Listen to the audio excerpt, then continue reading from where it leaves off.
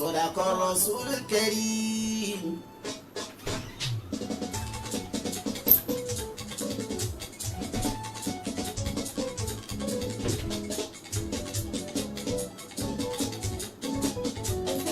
Ìfẹ́ lọ́lọ́run fi ṣètò ayé, ìfẹ́ lọ́lọ́run fi ṣohun gbogbo. Yorùbá ọmọ Odùduwà pátá, ẹ jẹ́ ká fìfẹ́ lò kó lè dà. Ìfẹ́ lọ́lọ́run fi ṣètò ayé, Ṣètò ayé, ìfẹ́ lọ́lọ́run fi ṣohun gbogbo. Yorùbá ọmọ Odùduwà pátá, Ní tilé tó kó. ẹ jẹ́ ká fìfẹ́ lò kó lè dá. Ṣàfihàn ọmọ lágbàdì túnbí tuntun dé. Ọ̀rọ̀ ìfẹ́ mo pín ní ìjọba lọ́kàn mi. Ibi ìfẹ́ bá ti wà kò kí gbóná. Ìlú tí ìfẹ́ bá wà ní láti láàrin ni. Ẹ wojú Amẹ́ríkà. Ọ̀la Rọ̀súlù tó yí tó. Ìfẹ́ ń bẹ láàrin wọn ló ṣe ń dára. Gbogbo àlà ń bẹ lọ́run káwa ó lè lọ. Ìfẹ́ ló bẹ níbẹ̀ ló ń ṣe dára. Ìfẹ́ lọ́lọ́run fi ṣètò ayé, Ló ń ṣètò ayé. ìfẹ́ lọ́lọ́run fi ṣohun gbogbo. Ẹ jẹ́ ká ló fẹ́. Yorùbá ọmọ Odùduwà pátá, Gbogbo ayé mi. ẹ jẹ́ ká fìfẹ́ lò kó lè dá. Gbogbo Yorùbá pẹ́já ẹgbẹ́ tí ẹ gbọ́. Lọ́kùnrin lóbìnrin ó jọmọ Odùduwà. Ẹ jẹ́ ká sowọ́pọ̀ ká nífẹ̀ẹ́ ara wa. Ibikíbi ìjọba wà ẹ jẹ́ ká ló fẹ́. Ká mú ṣe fẹ́ nu ẹ̀gàn bẹ́ẹ̀ni fídí jẹ. Àtẹ̀mátàbọ̀dì fọ́mọ Odùduwà. Ọjọ́ ọ̀la Yorùbá kò lè dára. Ìfẹ́ lọ́lọ́run fi ṣètò ayé, Ló fi ṣètò ayé. ìfẹ́ lọ́lọ́run fi Ṣóhun gbogbo. Yorùbá ọmọ Odùduwà pátá, Ní tilé tó kọ́. ẹ jẹ́ ká fìfẹ́ lò kó lè dá. لا يؤمن أحدكم حتى يحب لأخيه ما يحب نفسه صدق الرسول الكريم.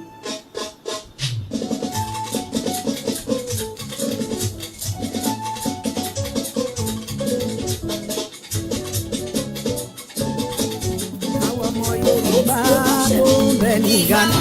Fi ṣètò ayé, Yorùbá ló ń ìfẹ́ lọ́lọ́run fi ṣòwò wá owó. ó gbàgbé ibi wọn Yorùbá tó ọmọ ti wá. Odùduwà pátá. Ẹ̀jẹ̀ tó fọ́ ìdá. Gbogbo Yorùbá pátá ẹgbẹ́ tí Fi ṣètò ayé, ṣètò ayé. ìfẹ́ lọ́lọ́run fi Ṣóhun gbogbo. Yorùbá ọmọ Odùduwà pátá, Ní tilé tó kó. ẹ jẹ́ ká fìfẹ́ lò kó lè dá.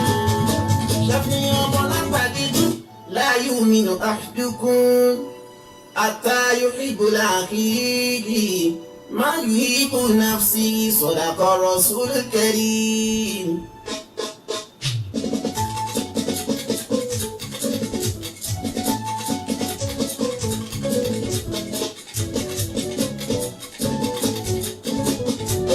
Production. Ìfẹ́ lọ́lọ́run fi ṣètò ayé, ìfẹ́ lọ́lọ́run fi ṣohun gbogbo. Yorùbá ọmọ Odùduwà pátá, ẹ jẹ́ ká fìfẹ́ lò kó lè dà. Ìfẹ́ lọ́lọ́run fi ṣètò ayé, Ṣètò ayé, ìfẹ́ lọ́lọ́run fi ṣóhun gbogbo. Yorùbá ọmọ Odùduwà pátá, Ní tilé tó kó. ẹ jẹ́ ká fìfẹ́ lò kó lè dá. Ṣàfihàn ọmọ lágbàdì túnbí tuntun dé. Ọ̀rọ̀ ìfẹ́ mo pín ní ìjọba lọ́kàn mi. Ibi ìfẹ́ bá ti wà kò kí gbóná. Ìlú tí ìfẹ́ bá wà ní láti láàrin. Ẹ wojú Amẹ́ríkà lẹ́yìn tó. Ìfẹ́ ń bẹ láàrin wọn ló ṣe ń dára. Gbogbo àlà ń bẹ lọ́run káwa ó lè lọ. Ìfẹ́ ló bẹ níbẹ̀ ló ń ṣe dára. Ìfẹ́ lọ́lọ́run fi ṣètò ayé, Ló ń ṣètò ayé. ìfẹ́ lọ́lọ́run fi ṣohun gbogbo. Ẹ jẹ́ ká ló fẹ́. Yorùbá ọmọ Odùduwà pátá, Gbogbo ayé mi. ẹ jẹ́ ká fìfẹ́ lò kó lè dá. Gbogbo Yorùbá pẹ́já ẹgbẹ́ tí ẹ gbọ́. Lọ́kùnrin lóbìnrin ó jọmọ Odùduwà. Ẹ jẹ́ ká sowọ́pọ̀ ká nífẹ̀ẹ́ ara wa. Ibikíbi ìjọba wà ẹ jẹ́ ká ló fẹ́. Ká mú ṣe fẹ́ nu ẹ̀gàn bẹ́ẹ̀ni fídí jẹ. Àtẹ̀mátàbọ̀dì fọ́mọ Odùduwà. Ọjọ́ ọ̀la Yorùbá kò lè dára. Ìfẹ́ lọ́lọ́run fi ṣètò ayé, Ló fi ṣètò ayé. ìfẹ́ lọ́lọ́run fi Ṣóhun gbogbo. Yorùbá ọmọ Odùduwà pátá, Ní tilé tó kọ́. Ẹ máa bọ̀ ní Ghana. tì tó ẹ kú ilé làákí onílé o nílé ọkọ mi ẹ kú onílé ẹ kú ilé ẹ káàsán ẹ kú ojúmọ́ mọ́mọ́ níta akíra wa wípé a kú ìsinmi tèní a dẹ̀ tún kú ìmúra ìsinmi tọ̀la. ẹ káàbọ̀ sórí ètò yín ètò wa lórí ìkànnì Kaya TV Kaya Radio tá a ti máa ń fúnra wa lónìrànràn àwọn àṣà àti ṣe màá ti máa mọ ẹ ti máa gbọ́ nítorí pápọ̀ lọ́pọ̀ ẹ̀yìn ẹ̀yìn ẹ ti máa pẹ́ ẹwà èdè lónìí táìmù yìí máa yá àsìkò yìí lò fún ètò míì fún ètò kan gbòógì ó fi lọ́lá tí fi lóore jù léè tó ṣe gbókè ìṣẹ̀lẹ̀ rí ìlú Ghana ń bí ẹ̀ lórí ètò yìí ni olórí níta ń sọ ni pé a ti ń sọ onírànràn àwọn ètò ìlú Ghana o ṣùgbọ́n Yorùbá community ní ọ̀tẹ̀ yìí àyàyàyà ó gbẹnu tán ní bí àṣà bàbá mi tí mo gbé wá sórí ètò yìí lénìí. Orúkọ tèmi ni Taofik Ṣàfihàn Ọlápàdé ọmọ bíbí ìlú Ìbàdàn. Gbogbo wọn jẹ́ nílé bàbá tó bí mi lọ́mọ. Bẹ́ẹ̀ lọ́mọ ojúmọ́ kéde kan ara kan o. Torí pé tẹ́ ẹ bá wojú sánmà, Ọlọ́run bá dára onírànràn síbẹ̀. Ọjọ́ ayé ṣe ń yí ní tàṣí lánàá kọ́ la ṣe lénìí. Náà ni fi ń dára fún àrà tó dáa ní ń dá fún wa. Àrà tí ó pè mí àti ẹ ń lẹ́kún kò ní ṣẹlẹ̀ sí mẹ́tẹ́ dákun ẹ bá ń sàmí ẹ̀. Ẹ dákun ẹ bá mi share ẹ bá mi tẹ like ẹ bá ń tẹ love ẹ jó débi ó yẹ kó dé o. Ẹ jẹ́ ká sowọ́pọ̀ àmì ìfẹ́ ara wa. Lórí ètò ẹwà ayé èdè tèmi tá a máa ń ṣe ẹ wá bọ́ sínú ètò Yorùbá community bẹ́ẹ̀ ni Yorùbá Day ẹ ò la fẹ́ ṣe lórí ètò wa lénìí Ọjọ́ ọ̀la Yorùbá. lẹ́yìn tí a fẹ́ ṣe nínú oṣù tá a wà yìí tá a pè ní oṣù kẹsàn-án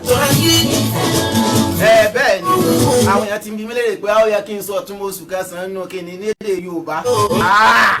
mo ti jẹ bankú gbàgbé ẹ o. Ayayaya. Adúpẹ́ fún Ọlọ́run. À ń tara bẹ̀ à ń kí gbogbo ẹ̀yin elétò àti ń kí gbogbo ẹ̀yin aláàánú àti ń kí gbogbo ẹ̀yin tẹ̀ ń tọ́ wa sọ́nà lórí àwọn ètò tá à ń ṣe lórí ìkànnì Kaya TV Kaya Radio. Akí aláṣẹ àtolùdásílẹ̀ iléeṣẹ́ Kaya TV Kaya Alhaji wa Muhammad Lukman Ahmed Ọlọ́run bá wa kẹ́ wọn kí àlìjánnà. Iwájú tí wọ́n dojúkọ Ọlọ́run jó dáa ẹ̀yìn tí wọ́n fi sílẹ̀ Ọlọ́run má jẹ́ kó bàjẹ́. Ọlá àmọ́lẹ̀ ànábì ṣe ọ̀làlá hawla wala quwwata illa billahi al-azim. Akí gbogbo ẹ̀yin èèyàn wa pátápátá gbogbo Yorùbá community pátápátá ẹ̀yin olólùfẹ́ Yorùbá àti gbogbo ẹ̀yin tẹ́jọ́ mọ Yorùbá tá a wà ní jákèjádò gbogbo ilẹ̀ adúláwọ̀ pátápátá akẹ́ra wa yí pé a kú sinmi ní a kú àsìkò yìí ẹlẹ́kùn ẹ bá mi ṣe ẹ bá mi tẹ̀ láìkẹ́ ẹjú kó débi tó yẹ kó dé kó lè bá a kan àwọn tá a fẹ́ kí ó kàn lára ẹ ṣé àdúpẹ́ mò ń bọ̀.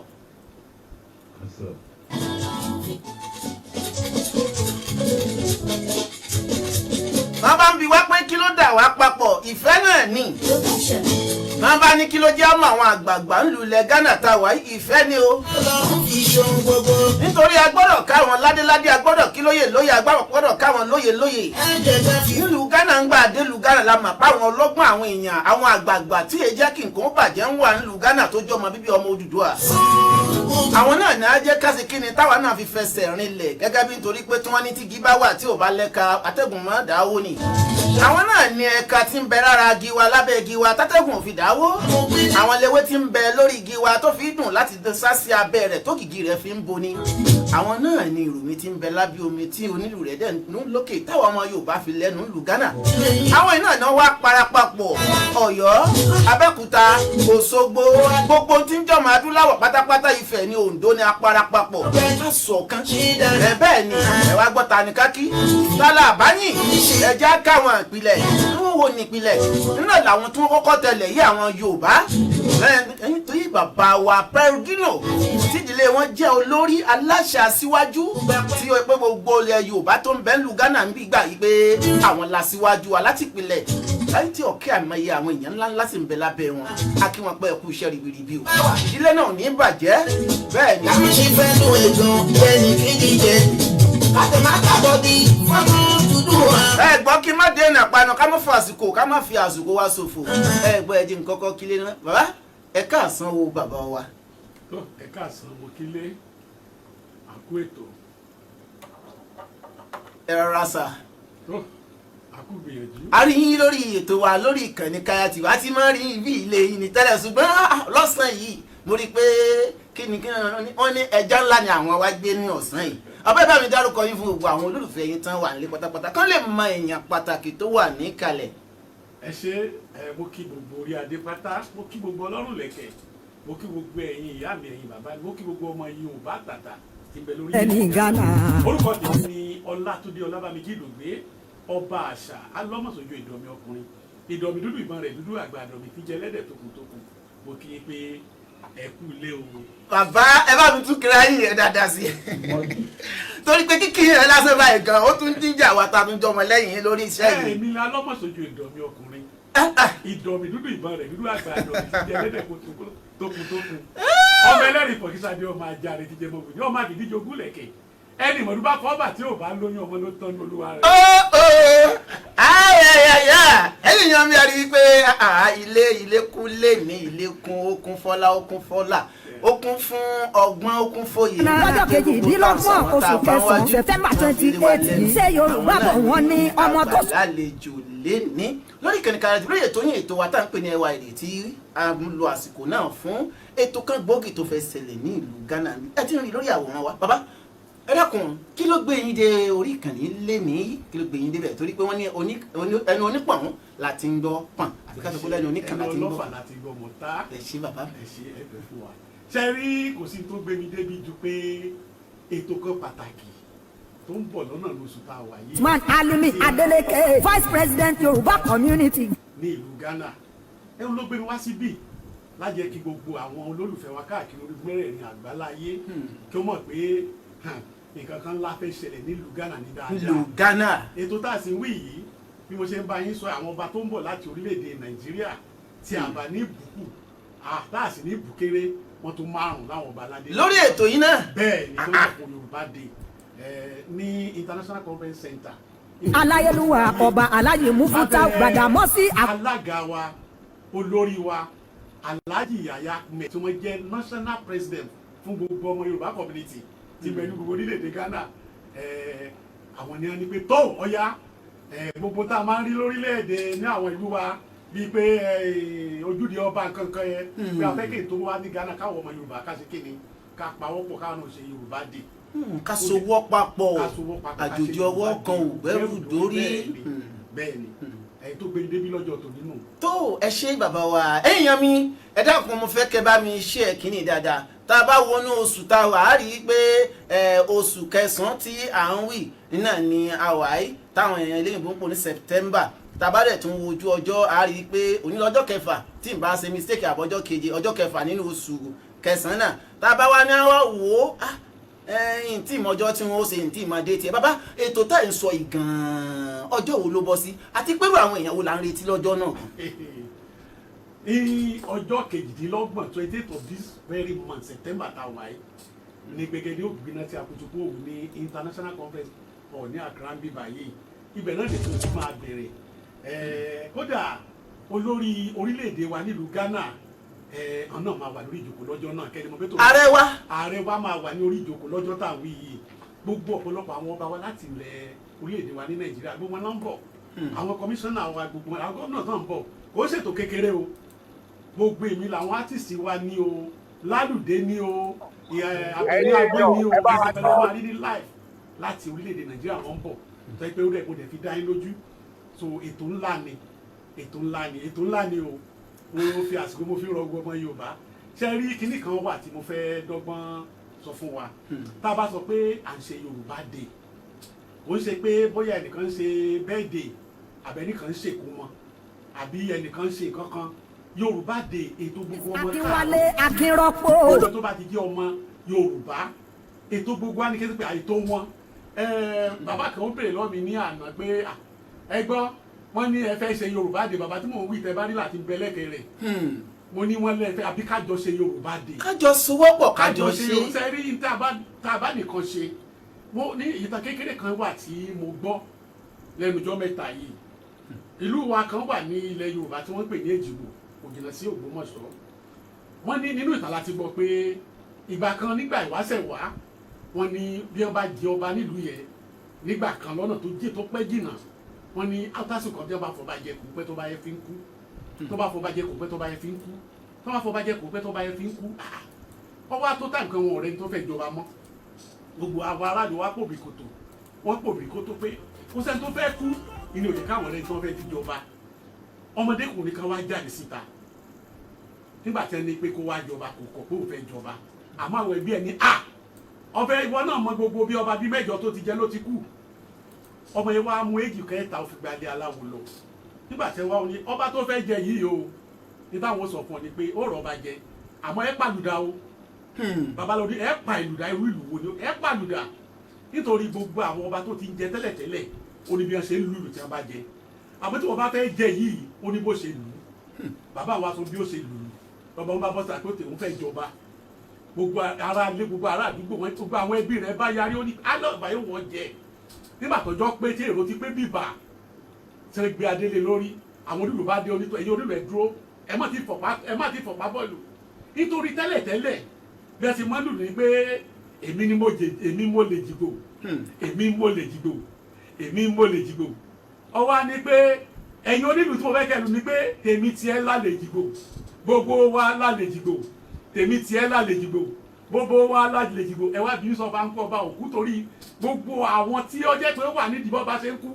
wọ́n ti rí pé kìíní gbogbo wa ni àjọṣe wa tí mo fẹ́ fàyọ́nù gbogbo àjọṣe gbogbo wa ni tó bá jẹ́ pé ọmọ Yorùbá ni àjọṣe ni kì í ṣètò ẹnìkan èyí tó fi yàtọ̀ sí gbogbo ètò tó wà ní pátápátá mi hàn. tí ètò tí àwọn bàbá wa gbé kalẹ̀ yìí gẹ́gẹ́ bí mo ṣe gbọ́ àlàyé rẹ̀ dáadáa ìtumọ̀ ẹ̀ ni wípé ètò kan tó jẹ́ pé àtàlejò tó jọ ọmọ Nàìjíríà ọmọ Yorùbá àtònílé àti wọ́n tó ṣẹ̀ débì o gbọ́dọ̀ yọjú sí compulsory fún kálukú wa. ṣe rí wọ́n ní tí wọ́n bá ń ṣe ìnáwó lágboolé wọ́n máa ń kóògùn sẹ́nìkan jẹ nìkan. ju ẹnìkan lọ bẹ́ẹ̀ ni bàbá. ètò ìkànkan go sí gbogbo ọmọ Yorùbá ni àmọ́ gbogbo ẹ̀yà pátá la pè. gbogbo ẹ̀yà pátá. ẹni tí ò gbédè Yorùbá ńkọ́. ọba àjẹ́ Ìgbò ọba àjẹ́ Haúsá wa náà ti ń bá wọn lọ sóde àwọn ọmọ Ìgbò ńlẹ̀ yìí. bẹ́ẹ̀ ni bàbá. tí wọ́n bá sàn gbogbo àwọn ẹ̀yà yòówù tí wọ́n bá lọ sí tí wọ́n bá ṣe ìnáwó wọn máa ń pè wá. àwa náà pé gbogbo àwọn ẹ̀yà kàn náà wá rí i pé Yorùbá ní àṣà aníran a dẹ̀ ní ìṣe tó jẹ́ ti Yorùbá tó jẹ́ pure Yorùbá nítorí lọ́jọ́ náà gbogbo tó jẹ́ ti Yorùbá la fẹ́ fi hàn kí gbogbo ayé náà bá wà rí i pé àwa Yorùbá ní àníkíní aláṣà níṣe. aléyàn alẹ́nu àtúnlẹ́sẹ̀ ẹ wo bàbá ẹ jẹ́ kí n jẹ́ káwọn èèyàn gbọ́ ìpolówó torí mò ń mú tiẹ̀ káwọn èèyàn lè gbọ́ pabambarì níta ẹ bá wà ní bọ́sùmọ́ ká tó gbọ́ lẹ̀ jẹ́ ká tún fi òun yìí kó tún wà sókè torí ìfẹ́ àwọn ní àjòjì ọwọ́ kan ò gbẹ́rù dórí bẹ́ẹ̀ ni kájọ sùwọ́ papọ̀ ká gbéra wa lárugẹ.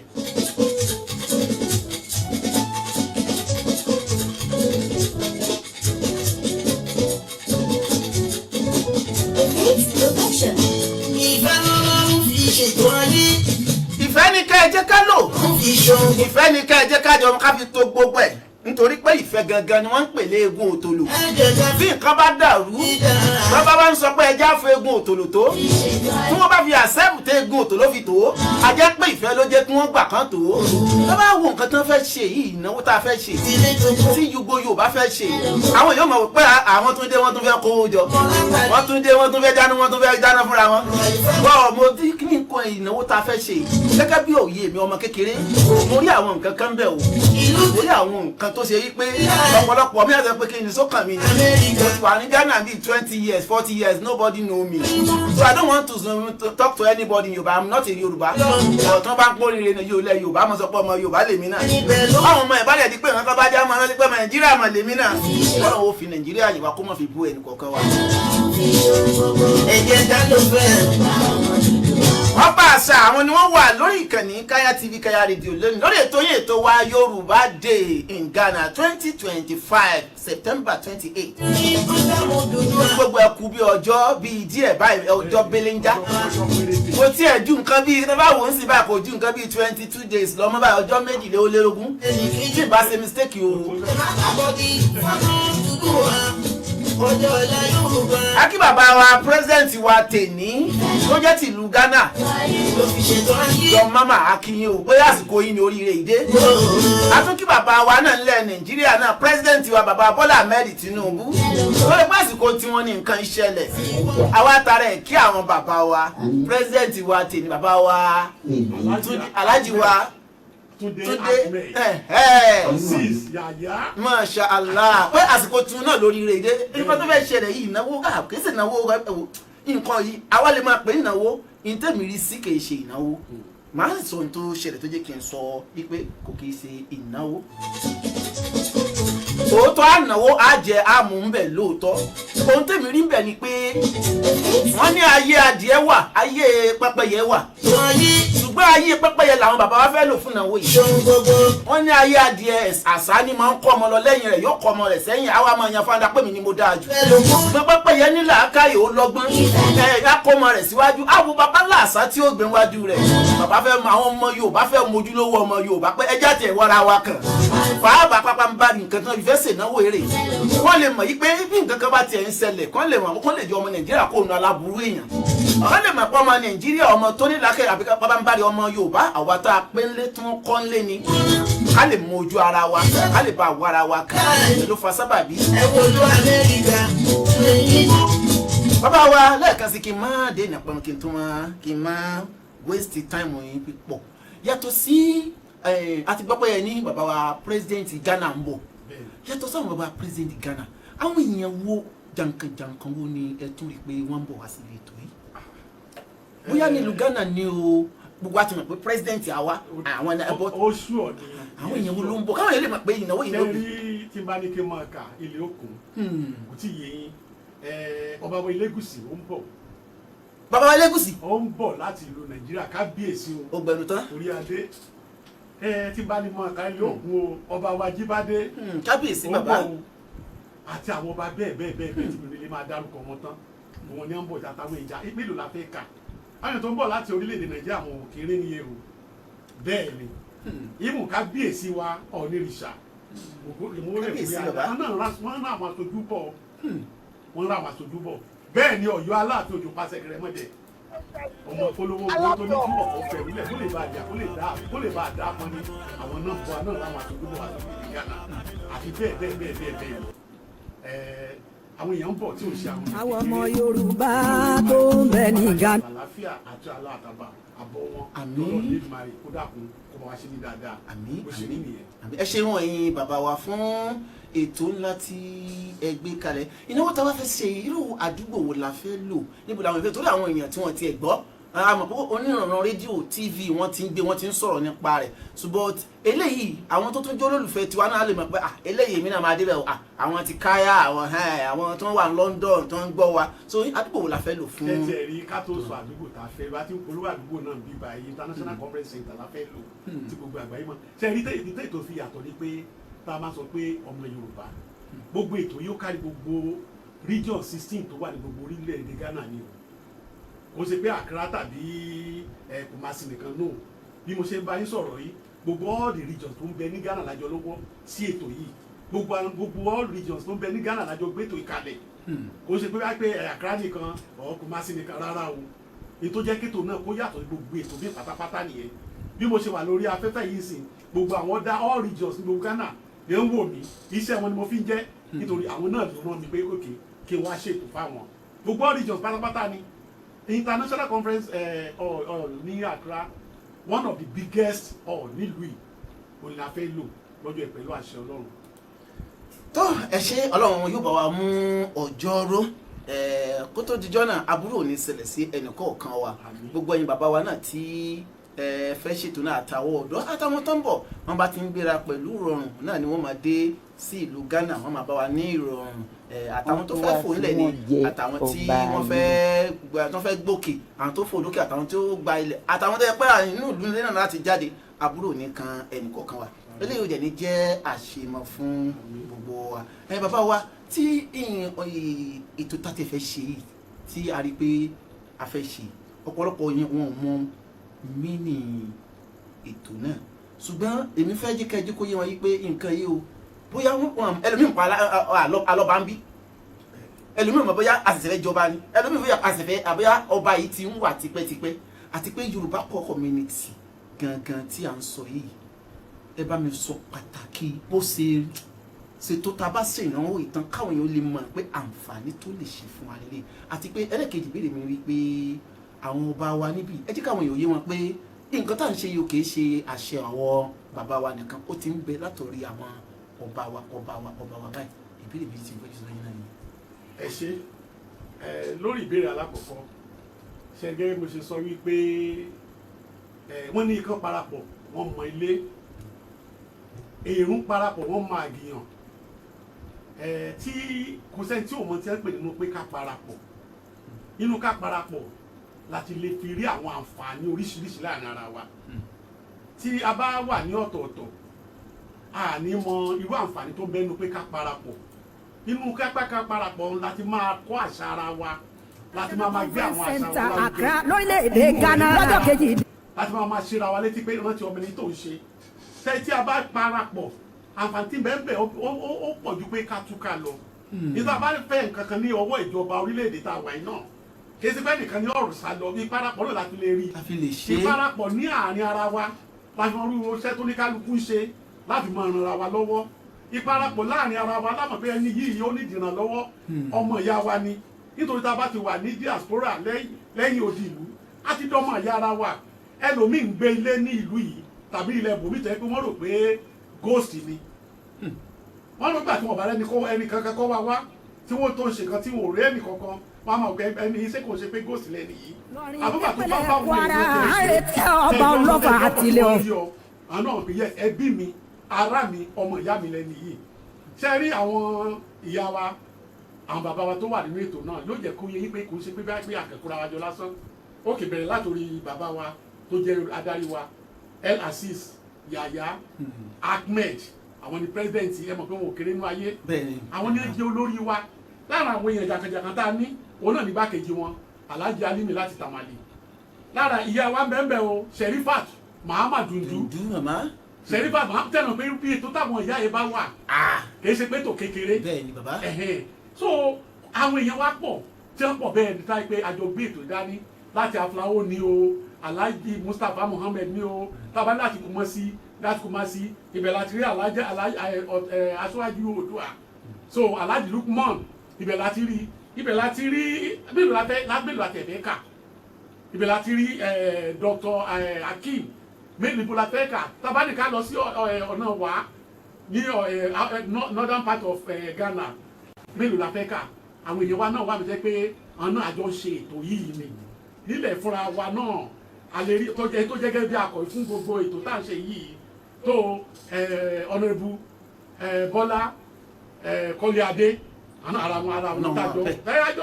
wọn tájọ mójú tètò tájọ wà nínú ìgbìmọ̀ tó ń ṣe tó jẹ́ community tí wọ́n ń ṣètò náà kó lè kọjọ́ dàbí bẹ́ẹ̀ náà ni Alhaji wa Owólabí ni mo ṣe bá ń sọ̀rọ̀ lórí ètò yìí àwọn àti Alhaja Sherifat Dundu wọ́n wà lórí orílẹ̀-èdè Nàìjíríà mo ṣe máa ń sọ̀rọ̀ yìí látàrí báwo lètò yóò ṣe lọ yóò ṣe dára ni àwọn èèyàn wá pọ̀ lóríṣiríṣi tẹ́ pé gbogbo àfọwọ́sowọ́pọ̀ yẹn la fi gbé ètò ìdání mélòó la fẹ́ kà gbogbo all regions pátá gbogbo àná dẹ̀ fọwọ́ sí ètò yìí gbogbo pátá ni wọ́n fọwọ́ sí àtọ́ jẹ́ wẹ́fìá wa a máa ń pè ní ìyàwó ẹliwẹ́lí Alhaja Rabia gbogbo alábọ̀ pé àwọn ètò kò kárí jíjẹ wẹ̀jẹ̀wẹ̀mú ẹ tó ń kó gbogbo owó wa dání Alhaja Fatima so ó ní olùkówó wa dání jíjẹ mímu ó tún wà bẹ̀rẹ̀ pẹ̀tẹ̀ bàbá ẹ tó jẹ́ ní gbogbo lọ́jísíìkì olónígbẹ̀dù Ọláṣílẹ̀ tẹ́gbogbo wa náà la mọ̀ so gbogbo ètò kọ̀ọ̀kan ló ní dìpápẹ́ǹtì tiẹ̀ ẹ wá mọ̀ jẹ́ ká tún gbàgbé ṣe lórí èrò aṣọ so Ọ̀túnba Sulaimon mo ṣe ń bá yín sọ̀rọ̀ yìí bí wọ́n bá ti dé lórí aṣọ òkè tí a mú ayé máa fi aṣọ yẹn hàn sílé tó bá ti rákùtù àsìkò àwọn ló wà ní ìjáàjì ètò aṣọ tí gbogbo ilé ẹni tó bá fẹ́ ra aṣọ ní o aṣọ òkè lámú tẹ́lẹ̀ tó bá fẹ́ ṣe nǹkan Yorùbá a gbọ́dọ̀ fi gbogbo àṣà àti ṣe wa hàn so àwọn ló wà ní ìjáàjì ti aláṣọdé so iye Ọ̀túnba Sulaimon láti Central Region a pọ̀ lórí ètò yìí tá à ń ṣe kékeré. ọjọ́ ńlá ni ọjọ́ náà kọ́lọ́n ọjọ́ ayọ̀ ni kọ́lọ́n tó jọjọ́ àgbà délẹ̀. so èmi kò wá wájú yóò bá àṣà àwa la wà ní ìjáàjì àṣà ọjọ́ yẹn náà ẹ máa rí Lálùdé live tó ń bọ̀ báyìí. bàbá Lálùdé. tí kò tí rí kò tẹ́rí ó ń bẹ lọ́nà ó ń bẹ lónà ó tún bẹ lọ́la so yàwó Àbẹ̀ní Agbégun náà ni wọ́n bọ̀ gbọ́ àwọn artist wa actress wa gbọ̀ngàn ló ń bọ̀ láti orílẹ̀-èdè Nàìjíríà kẹlò pé ètò tá a pariwo èyí kò ṣètò kékeré kò ṣètò kékeré o èso tó kékeré. tó ẹ ṣe bàbá wa Ọlọ́run á jẹ́ kí ẹ pẹ́ fún wa kí ẹ dẹ̀ tó ń ṣe pẹ̀lú dídè tẹ̀tún dídè tí tàpé tẹ jẹ wa ìbéèrè tí mo fẹ́ béèrè ni pé ní ọjọ́ yẹn ń sin báyìí aṣọ tí wọ́n mú ṣé ǹjẹ́ ó wà ní ibi báyìí ẹni ẹlẹ́ẹ̀kejì báyìí ni pé àwọn tí ò bá wa ara sọ ń kọ́ sí wọn ò jẹ́ wọn wọlé. ẹ ṣe ẹ jẹ́ kọ́kọ́ fi aṣọ tí a mú kí n kọ́kọ́ fi ràn ilé mi mọ̀ bọ́yá òkè tí wọ́n lè rí lórí kámẹ́rà. bẹ́ẹ̀ ni ó máa rí ẹbí sókè. aṣọ òkè tí a mú ni gbogbo léwò yìí aṣọ òkè náà kì í ṣe pé èyí sì ṣaṣọ tó wọ́n so bí ẹ ṣe wà eléyìí sì àfihàn ẹ̀sìnkí àti ṣòkòtò ẹ̀sìnkí àti ṣòkòtò ó ní eléyìí ẹ̀sìnkí àti ṣòkòtò ó la fi eléyìí rán so ẹ̀sìnkí àti ṣòkòtò ìtàn sì bọ́ọ̀dù méjì péré ló lọ fún adẹ́ńtà bọ́ọ̀dù ẹ̀yọ̀ kan ní 270 cd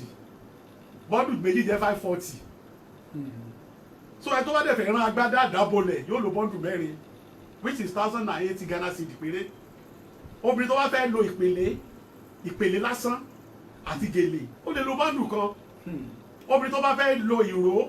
ìpèlè àti gèlè ó lè lo bọ́ọ̀dù kan. ọba ọlọ́fà àti ilé ọ̀fà His Royal Majesty aláyé. so òkè sátọ tó wà pé wọ́n tí gbogbo àbájọ wọ àjọ ní ọjọ́ náà ẹni pé ọjọ́ yẹn yóò jẹ àmọ́ o àwa sọ pé torí pé òòrà aṣọ mọ́ wàá o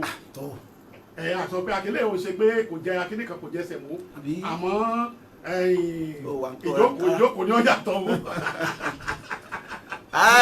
ìjókòó lè yàtọ̀ àmọ́ gbogbo ọmọ Yorùbá pátá kí wọ́n sọ pé nígbà tí wọ́n sọ lórí rédíò wọ́n sọ pé òtò bá lásọ gbọ́dọ̀ ara o ọmọ Yorùbá ni wá o ẹ mọ̀ bọ́ o àmọ́ ìjókòó lè yàtọ̀ ṣe wọn dà tí wọ́n ní kò síbi tá àti ní dáná alẹ́ ọbẹ̀ ni ó dùn jura wọn lọ bẹ́ẹ̀ ni bàbá ẹ ṣe. bó ṣe rí nìyẹn ẹ tẹ́ bá fẹ́ wá ra aṣọ náà ẹ ṣe mí náà fẹ́ ní kẹ́kẹ́ náà. ẹ kàn sí Alhaja Rabiatu tàbí Ọ̀túnba Sulaimon níbí báyìí bẹ́ẹ̀ nítorí a máa fi kí nìyẹn sórí social media láìpẹ́ gbogbo àwọn tẹ́ máa pè ní region kọ̀ọ̀kan pátá. kí gbogbo ọmọ Yorùbá ní ti létò kó sí anybody nínú ojú ọ̀tẹ̀ bọ̀ tó wà nínú Yorùbá community wọ́n á sọ bẹ́ẹ̀ ṣe máa gẹ́ẹ̀tì aṣọ tí yín bọ́ọ̀lù ẹ̀yọ kan 270 Ghana cedi péré ni Ọlọ́run á wà pẹ̀lú wa. àmín ẹ ṣé bàbá Ọlọ́run á jẹ́ kí a máa rí yín bá Ọlọ́run á dẹ̀ sì máa sọ agbára di ọ̀tun ẹ ṣeun gan. mo dàbí pé nọ́mbà àwọn tán wà ní ìcháàjì aṣọ ó dẹ̀ pé ó wà ní mo rí níbi tí wọ́n fi síbi tọ́lọ̀ bá ní kí n rí gbé jáde káwọn èèyàn lè rí àwọn tí wọ́n lè pè fún aṣọ náà ṣùgbọ́n bàbá tí a bá ti rí yẹn a sì ti máa ṣe àwọn ètò yẹn káwọn èèyàn gbọ́ ọ̀rọ̀ táwọn èèyàn sọ nílé. ẹ jẹ́ ká túyáyá ká wá gbéra wa lárugẹ ká gbẹ́sẹ̀ wa lárugẹ ká jọ ṣe ó yẹ wá. mo kí gbogbo ọmọ Yorùbá ní ti létòkó ní Ghana orúkọ tèmi ni Chief Dr. Bayo Abeta Sanwo-Olu èmi ni ANC president ní Ghana mo ń fẹ́ ìṣòyí sọ gbogbo ọmọ Yorùbá káàárọ̀ jíire tó bá wà nù Ghana tó bá pa Yorùbá Day 2025 yìí jẹ nǹkan ńlá ló lùsọ ẹ jẹ́ ká túyáyá ká wá gbéra wa lárugẹ ká gbẹ́sẹ̀ wa lárugẹ ká jọ ṣe ó yẹ wá kó dùn kó túbà kó dùn ṣẹ Yorùbá gbè wá Oòduà gbè wá o. ìlà bí sàríyá Yorùbá ti tó pọ̀ ẹ̀yin èèyàn ẹ bá wa tọ́ ṣe àfúnàjọ àfúnàjọ òkè ẹ bá tún ẹ bá rà Ọlọ́run àgbàdo àwa ìdáni bó dọ̀bọ̀ ní tó bẹ̀ àdúrà máa dá àdúrà máa lò nígbà láti yà. One time, say. Orúkọ mi ni Ọ̀túnba Lukman Taiwo Bakari. Àti gbogbo Yorùbá ní Ghana, ikú máa ti látra, afẹ́ ṣe Yorùbá Day, tàbí gbé kọ́tọ̀ àti ara wa láwùjẹ. Ẹ jẹ́ ká túyáyá, ká wá síta, ká wá ṣe fàájì, ká wá jayé, ká gbé àṣà wa àti ìṣe wa láwùjẹ. Ọlọ́run jẹ́ kọ́jọ́ náà kù àti jíjẹ mímu ìrọ̀rùn ló máa bá dé. wọ́n kí ní ìpínlẹ̀ Èkó wọ́n kí ní lọ́kùnrin àti lọ́kùnrin èmi ara ẹ̀dùn ara olúwa financial secretary southern wọ́n fi àkókò yìí wọ́n fi pè ní sí Yorùbá Day tó bá wáyé ní on 28th of September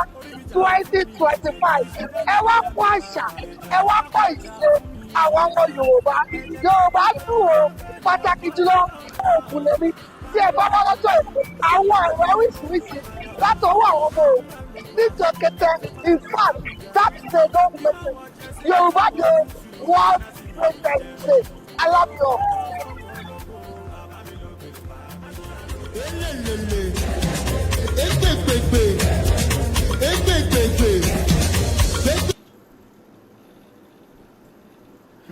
ọ̀nà èkó wá àbí orí kálukú bíi tú.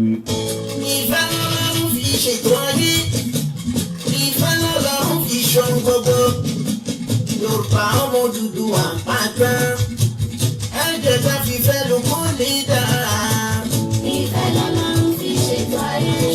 ayé ìfẹ́ lọ́lọ́run fi ṣohun gbogbo Yorùbá ọmọ Odùduwà pátá ní tilé tó kó ẹ̀jẹ̀ tá fi fẹ́ ló kó lè dára.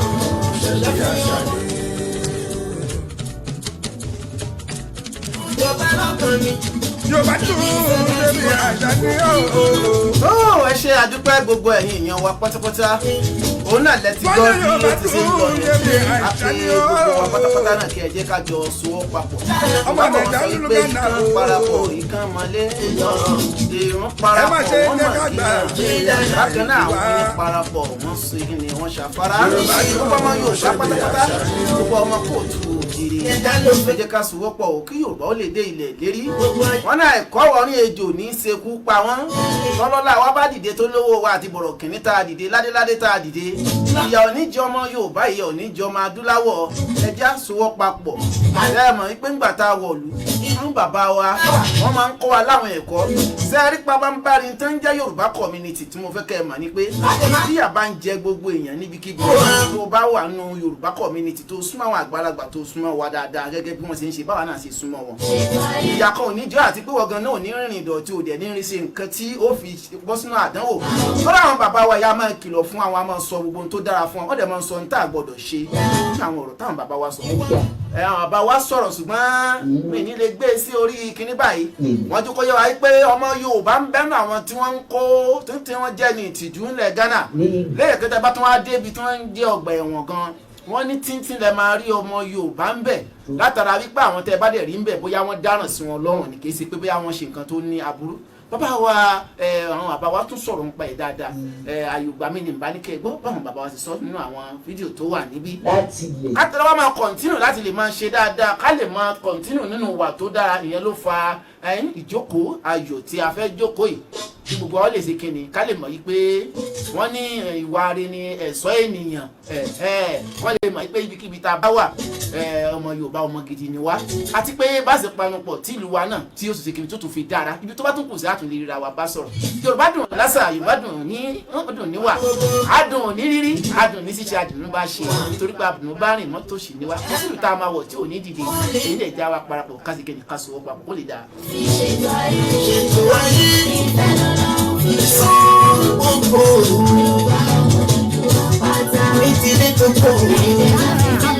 Káyọ̀dé Adéoyè ọmọ Èkìtì pẹ̀lú ambassadọ Abdulfatai Yaya Seriki ọmọ Ìlọrin nípínlẹ̀ Kwara Professor Abubakar Ọlárẹ̀wájú Suleiman láti Ìlọrin nípínlẹ̀ Kwara à ń retí ọba ọlọ́fà àti ilé ọ̀fà His Royal Majesty Aláyélúwà ọba Aláyé Mufutau Gbàdámọ́sí Àsùnmọ́ọ̀kín Èsúwọ̀yé one His Royal Majesty Aláyélúwà ọba Saheed Adémọ́lá Elégùṣì Kàtẹ́ Elégùṣì Kingdom His Royal Majesty ọba Alhaji Abdulrasheed Ibrahim Akẹsàn Chairman Yorùbá Council of Obas Ghana bẹ́ẹ̀ la ń retí Alhaja Sherifa Mahama Dundu pẹ̀lú Chief Alhaji Ibrahim Owolabi Saheed ààrẹ bọ́bágúnwà gbogbo ilẹ̀ Accra à ń retí Alhaji Mutiu Adelabu Adisa Ọláolúwa President Nigeria Yorùbá in Diaspora Benin Republic pẹ̀lú Alhaji Abdulhafiz Akínwálé Akínrọ́pò Olúbàdàn Kòtónú alága gbogbo ọmọ Ìbàdàn ní Benin Republic ẹ wò lọ́jọ́ kejìdínlọ́gbọ̀n oṣù kẹsàn-án ọdún 2025 yìí ló Accra gbàlejò lórílẹ̀‐èdè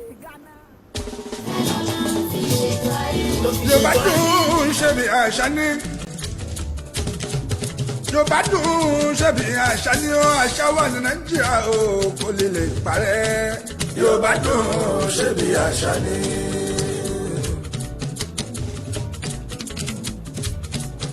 Yorùbá dùn ṣe bí àṣà ní ó. Wọ́n lé Yorùbá dùn ṣe bí àṣà ní ó. Ọmọ Nàìjíríà lulu Ghana ó. Ẹ má ṣe jẹ́ ká gbàgbé àṣà ìlú wa. Yorùbá dùn ṣe bí àṣà ni ó.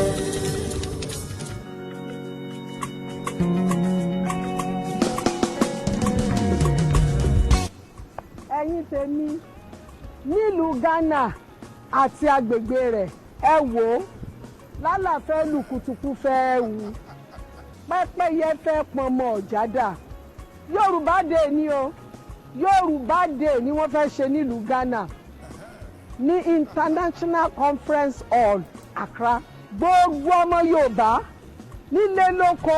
níbikíbi tẹ́ ẹ bá wà nílùú Ghana àti agbègbè rẹ̀ wọ́n retí yín o ní International Conference Hall ẹ máa bọ̀ ẹ wá lógúnlógún ẹ wá lọ́gbọ̀nlọ́gbọ̀n gbogbo àwọn èèyàn ńláńlá èèyàn jàǹkànjàǹkàn ọmọ Yorùbá àtàtà gbogbo wọn náà máa pèsè síbẹ̀ àwọn lọ́balọ́ba ni o àwọn ìjòyè ìlú ni o àwọn èèyàn jàǹkànjàǹkàn ní ìlú ni o gbogbo àwọn ojúlùmọ̀ gbogbo àwọn átìsì náà à ń bọ̀ ń bẹ́ o èmi ọmọ yín náà ẹ rí mi bẹ̀ live and direct aṣọ lẹ máa wá fi wọlé o lè ṣe rí nọ́mbà tẹ́ ń wò lè àwọn lẹ máa bá sọ̀rọ̀ àtàṣọ àti gbogbo tẹ́ máa lò wọn á bá yín sọ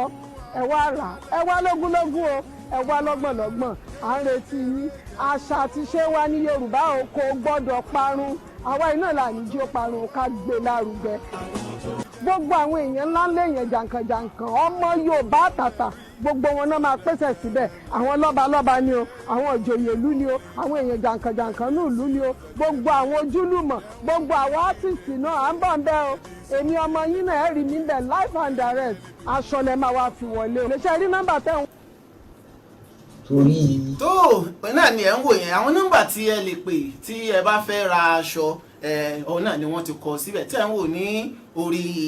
amóhùnmáwòrán wa yẹn gbogbo ẹni tí ẹ bá fẹ́ ra aṣọ ẹ wo àwọn nọ́mbà náà dáadáa ẹ wò dáadáa bẹ́ẹ̀ ni tẹ́ bá ti ń pè é wọn aṣọ yẹn á tẹ̀ yín lọ́wọ́ tí ẹ bá ti fi owó sọwọ́ sí wọn ẹ ṣe àdúpẹ́ lórí ètò yìí ètò wa ẹwà èdè tèmi àṣà àti ṣe náà ń dààmú gbọ́ ní ìní ẹ ṣe àdúpẹ́ ọjọ́ náà kò bá wa ní àwọn ọmọ Yorùbá tó ń bẹ ní Ghana àṣà àti ṣe Yorùbá. ọjọ́ náà ò ní jẹ́ ọjọ́ ìbànújẹ́ fún wa o bàbá wa kí á máa mo ti gbàsókò yín pọ̀ ẹ bá ń dárúkọ yín lẹ́ẹ̀kan sí ẹ bá ń dárúkọ yín lẹ́ẹ̀kan sí. orúkọ mi ni Ọlátúndé Ọlábàmíjì Ìdògbé ọba àṣà alọ́mọ̀sọ̀lẹ̀ ìdọ́mí òfin tó gẹ́gẹ́ bí ẹ ti fi àwọn orúkọ bíi tán ti lè ra aṣọ ránṣẹ́ sílé gẹ́gẹ́ bí tẹ́ bá ní ọ̀nà northern part àtàṣọ àti gbogbo tẹ́ máa lò wọn á bá yín sọ ní ti ẹ wá rà ẹ wá. Ọ̀túnba Sulaimon ní ti Kumasi ẹ lè rí Honorable Hakeem àti Dr. Larry ní ti Aflawo side ẹ lè rí Honorable Murtala Mohammed àti bàbá wa ní Tamale Alhaji Almi tí wọ́n jẹ́ igbákejì president wa àti igbákejì tèmi ọba àṣàtúnmọ̀ wà nílẹ̀ yìí Alfa Sulaimon àwọn yẹn wà ní Cape Coast so gbogbo wa náà lè rí fún aṣọ àti ìbéèrè tí ó bá yé yín lórí Yorùbá Day ẹ ṣé mo dúpẹ́. tóun náà ni ẹ ti rí tí a ti tẹ bí ẹ sì lè gẹ́ẹ̀tì aṣọ tí a fẹ́ lò fún Yorùbá Day yìí náà ni àwọn orúkọ tó wà ń bẹ̀ náà ni bàbá wa Ọ̀túnba Ahmed Akọ́ládé nọ́mbà wọn lè rí yẹn àwọn tí Ayọ̀ọ́lá brother wa Ayọ̀ọ́lá Ọládàpọ̀ nọ́mbà wọn lè rí yẹn o àti Prince Muritala Ẹlẹ́rùmọ̀kẹ́ nọ́mbà tiwọn náà nìyẹn Pastor Dixon tiwọn náà lè ti rí Mohammed Faiza náà lè ti rí yẹn o àti Alhaji wa Akeem Ojúróyè nọ́mbà wọn lè rí yẹn àti Alhaji wa Fatawu náà lè ti rí yẹn àti Ọ̀túnba Ahmed Akọ́ládé bẹ́ẹ̀ lọ bẹ́ẹ̀ ti di gẹ́ẹ̀tì àwọn ibi tẹ́ ti di gẹ́ẹ̀tì aṣọ náà ni ẹ ṣe àdúpẹ́ fún àǹfààní ẹ̀yin tí ẹ̀yin náà bá wà ní ọmọ Yorùbá ní òkèèrè náà máa ṣe celebrating the beauty of Yorùbá culture excellence and unity ètò pàtàkì yóò wáyé ní Ghana International Conference Center Accra lórílẹ̀‐èdè Ghana lọ́jọ́ kejìdínlọ́gbọ̀n oṣù kẹsàn-án September 28 yìí ṣé Yorùbá bọ̀ wọ́n ní ọmọ tó sọ lẹ́nu ló sàpò yàpọ̀. olórí pọ̀ rẹpẹtẹ tí bọ̀ wá kọrin fún wa olórí pọ̀ tí ń bọ̀ wá agbólórin kan bọ̀ láti Nàìjíríà yàtọ̀ sí ẹ̀yin olórin lẹ́yìn náà gbogbo àná làwọn ọmọ gbogbo rẹ pátá lájọ kọrin lọ́jọ́ ẹ̀ láwọn tó àmì tó a nílì jù báyìí lọ kì í dùn ó pọ̀ wọ́n ní ẹni sókè báyìí náà lọ bẹ̀wògì bẹ́ẹ̀ ni ẹ ṣe àdúpẹ́ wọn ní ẹ ṣe ọlọ́bẹ̀ ẹ ṣe ẹ̀yìn tí ẹ bá wà jẹ́ ẹ̀kọ́ àìbínú ẹni tẹ́ bá ṣe ẹ̀tẹ́ bá tẹ láìpẹ́ ojú òní tiyàn ọjọ́ náà kò láyọ̀ kò ní jọ́jọ́ ìbànújẹ́ fún ẹnì kọ̀ọ̀kan wa kò dẹ̀ ní jẹ́ àṣemọ fún wa mọ́ kí gbogbo àwọn ọlọ́lá àwọn alágbára àwọn olóye àwọn onímọ̀ tí Ọlọ́run kó jọ bẹ́ẹ̀ nítorí pé nínú ayé tá a wà yìí Ọlọ́run fa àwọn kan sí ìkan àwọn ìkan náà nìyẹn bí ó ṣe bàjẹ́ lórí yín tẹ̀ ń fẹ́ kó dáa yìí nígbà táwọn náà bá ń dépò ẹ̀ kò ní bàjẹ́ lórí ẹnì kọ̀ọ̀kan wa ẹ jẹ́ ká sọwọ́ papọ̀ kí a ṣe kẹ́ni ká gbé àṣà wa ní àrùgẹ Yorùbá dùn láìwá ó dùn ní àṣà ó dùn pípọ̀ ẹ ṣé àdúpẹ́ ire lójú owó rí ire ní àmọ́ rí orúkọ tèmi Taofik Ṣàfihàn Ọlápàdé ọmọ bíbí ìlú Ìbàdàn kó wọ́n mọ́ jẹ́ nílé bàbá tó bí mi lọ́mọ yòókù tó di ìpàdé lórí àwọn ètò tó kù lórí ìkànnì Kaya TV ire ó dàbọ̀.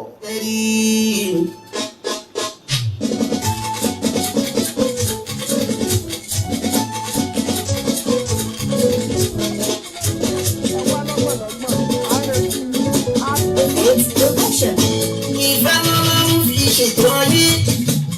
Ìfẹ́ lọ́lọ́run fi ṣọ́ gbogbo. Yorùbá owó dúdú wà pátán. Ẹ̀jẹ̀ ká fi fẹ́ ló kó lè dára.